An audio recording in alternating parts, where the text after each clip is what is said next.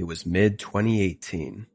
I was 23 and had driven down to Vermont to see my family and hang out for a few weeks. While there, I also wanted to go camping since my parents' house was just outside of the Appalachian Mountains. When I used to live with them still, I'd go out all the time, but since I moved out, I hadn't had the chance to go out camping or even hiking at all. There was one place specifically that I'd had on my mind for a while. Just before I moved, I found a trail on a forum for people exploring abandoned structures, and I'd been wanting to check it out ever since. This trail supposedly led to an old lodge just right in the middle of the forest. So, on a Monday morning, I drove out there. I parked on the side of the road, and the trail was not marked or anything. This was clearly just some rough path made by random people like me wanting to explore the abandoned lodge.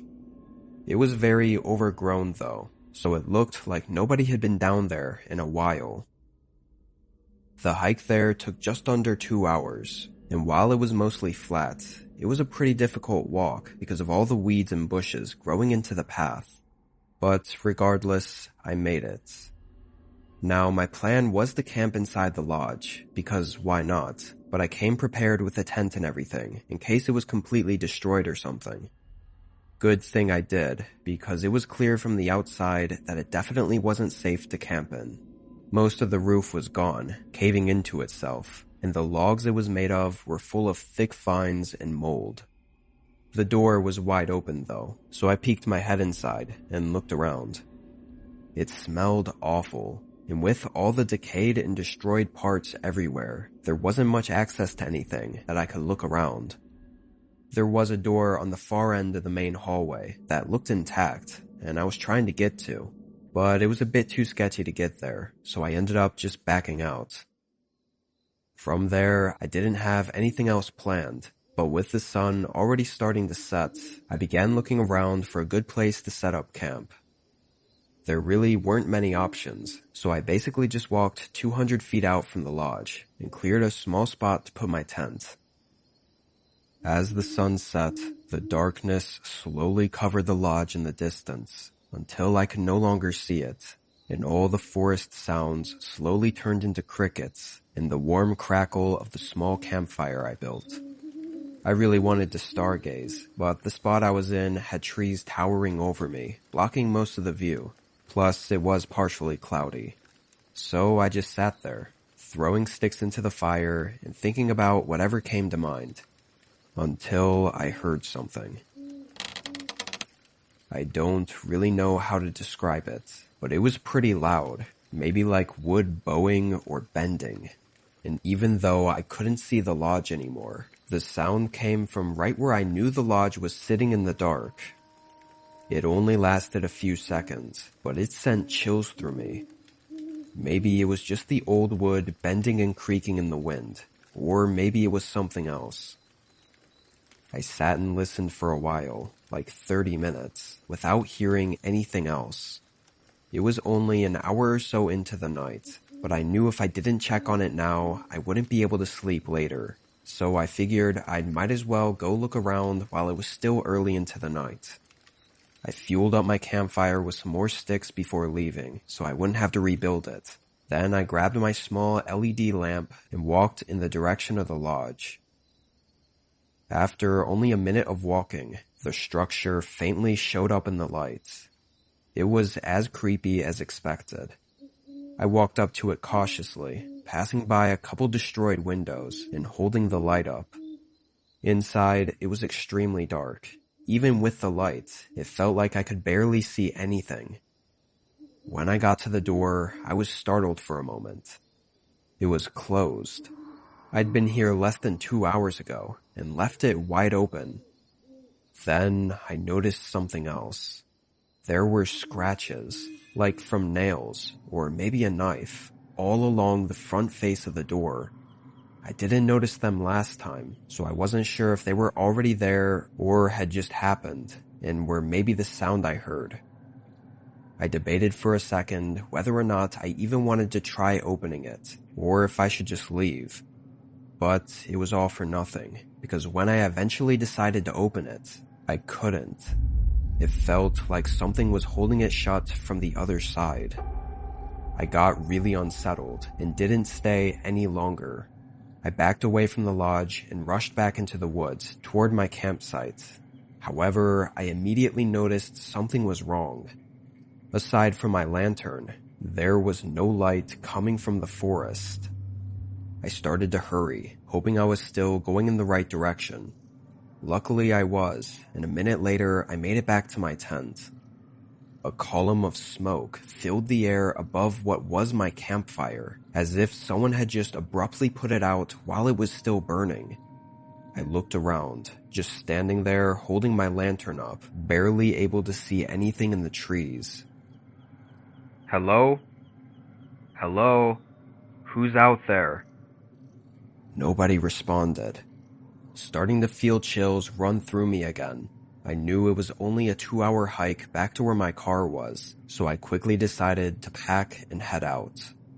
I took down my tent, and as I shoved the few remaining things into my backpack, I heard something nearby. I stopped for a second and held up my lantern, but still saw nothing. It sounded like someone was laughing. It was quiet, and not like someone laughing with their friends or anything. It was a single person, softly laughing under their breath as they watched me from behind the trees in the dark, like they were insane. I hurried up, leaving scraps behind and booking it to the trail. With my crappy lantern, it was really hard to follow the path, but I did the best I could. Several times I stopped, thinking I heard that soft laughing and worried I was being followed. But whoever it was stalking me out there, they were blending in with the dark perfectly, as I never once even caught sight of them. I got back to the road, getting in my car and driving away. I look back at that experience 7 years later as the single most disturbing and horrifying experience of my life. I don't think anyone can truly understand the feeling of helplessness I felt being out there in the forest in the middle of nowhere at night and stalked by some insane person. Maybe they set up home in that abandoned lodge. I really don't know. But from everything I saw and experienced there, I don't think anyone should go back to find out. Last year in the summer, I was out on a trail backpacking to a small camping spot with my dog Rocky. He's an Australian Shepherd, so a medium-sized, really smart dog that comes with me everywhere I go, always loving running around and hiking through the woods. This place we were headed to was one I'd been to 3 or 4 times before. I loved it because it was isolated and never had anyone else, so Rocky could be free to run around off-leash and enjoy himself. The campsite was 8 hours down trail, so by the time we got there, it was just an hour or 2 before sunset. The campsite itself wasn't anything special or picturesque. It was just a small opening with nothing but trees all around. I found it calming and nice to hang out in, and safe for me to let Rocky roam around while still being able to keep an eye on him. I tossed my pack down and started to set everything up, which is when Rocky usually does his little patrol around the campsite. I saw him sniffing around and go a little ways into the woods, while I continued to put our tent up, then unpack the rest of the things into the inside of the tent. About 15 minutes after arriving, Rocky came back to the campsite, but he was acting strange. His tail was down, and he came right up to me, then turned and faced the direction he just came from, looking out into the woods. I almost never see him act like this, unless there was a thunderstorm or something he was afraid of. I stood up and looked out where he came from, but saw nothing. I then checked him, making sure he didn't step on something and hurt himself, but he was completely fine, just anxious for some reason. It was pretty off-putting, especially from a smart and capable dog like Rocky was. I kept on the lookout as I finished setting up the camp and getting the campfire built. As I did, Rocky never left my side, not to explore or anything, just followed me around and kept his eyes on the woods. I will say, every time I looked back to check the woods, I felt a strange, uneasy sense, like I was being watched. I put it off as Rocky just making me nervous, since I didn't actually see anything, but it never really left my mind. I got the campfire going just as the sun fell past the top of the trees, covering the woods in a dark shadow. It was quiet, as it always was, but I didn't feel as calm as I usually did. I figured I wouldn't though, because of Rocky's unusual behavior, but hoped tomorrow things would be more normal and we could go back to enjoying our time. For the night though, I just tended the fire and hung out with Rocky beside me, listening to the sounds of the forest. But then, just about an hour past sunset, Rocky suddenly perked his head up and froze. He stared anxiously out at the trees, ears up and tail between his legs. I looked out, but the darkness engulfed the area, making anything past 20 or 30 feet completely concealed. He started quietly whining, locking his gaze at the darkness behind the trees. Trusting him that something was wrong, I grabbed my flashlight and pointed it out there. Not seeing much, I started to walk a little further in. Rocky followed closely behind me. I didn't want to venture too far away from the campfire, but from the maybe 50 feet I walked out, I saw nothing in the woods. We went back and sat down. Even though I didn't see anything, I knew Rocky wouldn't be doing this for no reason. But it seemed most likely, and I guess I just hoped, that it was just an animal of some kind, walking around the area. We weren't in bear territory, but I still carried bear spray on me, which would work on any animal, so I wasn't too worried for our safety. Rocky stayed on high alert all night, but didn't have any more sudden moments, and a couple hours later, we got in the tent and went to bed. I could tell Rocky was tired, probably from all the anxiety he was going through, and I was glad to see him close his eyes and fall asleep within 15 minutes. I did the same soon after. This might sound strange, but during that night, I remember having a dream about walking through the woods at night. I was alone, Rocky wasn't with me, and I was just walking through the trees, not on a path or anything. In the middle of that dream, I started to hear a high-pitched noise. Over and over, it kept going, until suddenly I shot awake. Rocky was nudging my face with his snout and whining in my ear, making that high-pitched noise I was hearing in my dream, immediately making me realize that he'd been trying to wake me for a while. I sat up and grabbed my flashlight, feeling the nerves as I unzipped the tent and stepped out to look around. I turned on the flashlight, prepared to scan the area, but immediately when the light came on, it lit up a person right in front of me, like maybe 10 feet away from the tent. They had all black clothes on, with a hoodie draping over half of their face, only showing their distressed beard. I quickly noticed a reflection coming from his hand though, seeing the small blade of a pocket knife shining the light back at me. In that instant, I just froze up, like my whole body went through a sudden shock. The man froze for a moment too, but then started to step forward again, when Rocky began growling. Up until then, I hadn't even noticed that he'd come out of the tent and was standing right next to me. This made the man hesitate, giving me more time to collect myself and quickly reach into the tent for the bear spray. By the time I was back up, Rocky was aggressively barking and moving back and forth, putting himself between us. The man didn't take any more steps forward and just turned and ran into the woods. Thankfully, Rocky didn't chase after him. I started taking everything down and packing as he kept his head up and circled around the campsite, guarding the whole area. Once packed, we started back down the trail. Honestly, even with my adrenaline still flowing through the entire hike back, I wasn't all that scared, knowing how well Rocky handled the situation. We made it back safely and got out of there. I did what I could to report the incident, but I think because of the location and everything, it wasn't really investigated. Anyway, I've gone on several camping trips since then, and Rocky was back to his normal self, happy and exploring the forests as usual. At least now I know that if he doesn't trust something, it's best to just get out of there. I was hiking to a fairly well-known overlook just outside of Glacier National Park in Montana. It definitely wasn't as great as any of the views within Glacier National Park, but it was just a normal trail with no rules or anything.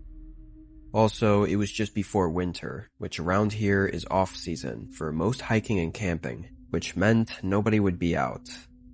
I didn't mind the cold, so it was nice to have the trail and the overlook to myself. I finished hiking up there at just about 5:30, so it took nearly 6 hours. Pretty much, there was this large grassy opening on top of the mountain with a couple stone circles for making campfires and setting up camp around, and a little further up was a stone cliff that provided a view of the whole valley of mountains and forest. You could actually probably see Glacier National Park from there on a good clear day.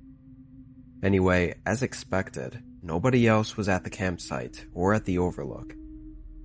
I set up all my stuff by the stone circle closest to the overlook and made myself a quick dinner, then went to sit on the edge of the cliff to watch the sunset. I will say there was a bit of a drop below the overlook, which was kind of daunting at first, but the sun setting over the mountains made me completely forget about it. I sat there and watched it for a whole 30 minutes, until it passed the horizon and got dark outside. Feeling good, I got up and turned to walk back to my campsite, but almost jumped back when I saw a man standing right behind me in the bushes near the edge of the forest. He was looking right at me, but what made it really creepy was as soon as I saw him, he just turned around and left right away. I couldn't see much of him since it was pretty dark out, and he was in the bushes, but the man had no backpack on, so I thought he must have gotten to the campsite just after me and set up his stuff already. From where I was on the overlook, I could really only see my setup and none of the other parts of the campsite. But when I got closer, I still didn't see anything else. And the way the guy went into the forest was not in the direction of the campsite either. I thought it was really weird, but went on with my night. I put some dry sticks into the stone circle and lit up a campfire, then set up my mini camping chair and sat by the fire. I didn't have much else to do that night.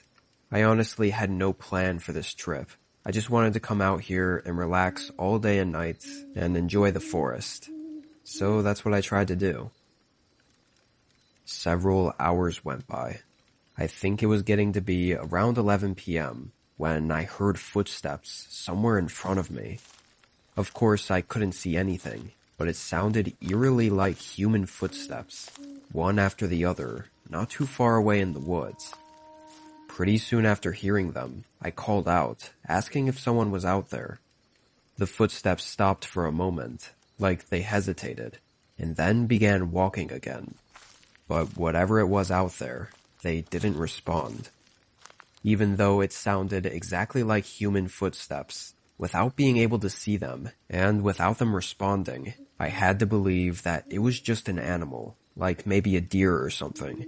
Because if it was a person, surely they'd respond, but also it made no sense for anyone to be walking around right now. Eventually, the steps faded out though. Another hour went by as I sat by the campfire. I didn't think the footsteps had me too nervous or scared, but they must have, because I was still very awake, like definitely not able to sleep, even though it was past midnight already. After a while, I knew I wasn't going to bed anytime soon, and I was getting bored, so I walked out to the overlook to see if maybe the stars were out. I left the fire going and got up, walking over to the cliff. The skies weren't too clear, however, the moon was shining down enough to cast a glowing light over the mountains and forest. The breeze was calming and quiet, moving across the valley. I stood there for maybe a minute, before suddenly multiple sticks snapped behind me and a bush aggressively rustled. I spun around, seeing that same man from earlier, but he didn't turn away this time. He moved through the bush and started quickly walking up to the overlook. I began asking what he was doing out here, But the guy just talked over me, holding this disturbing fake smile as he kept moving closer, saying random nonsense and keeping from answering any of my questions, or even acknowledging anything that I said. The way he was coming at me was terrifying, and I tried to move to the side, but he was quick to get back in front of me. And suddenly, in the heat of the moment, I realized what was about to happen. He put his hands out and lunged at me, trying to push me over the ledge.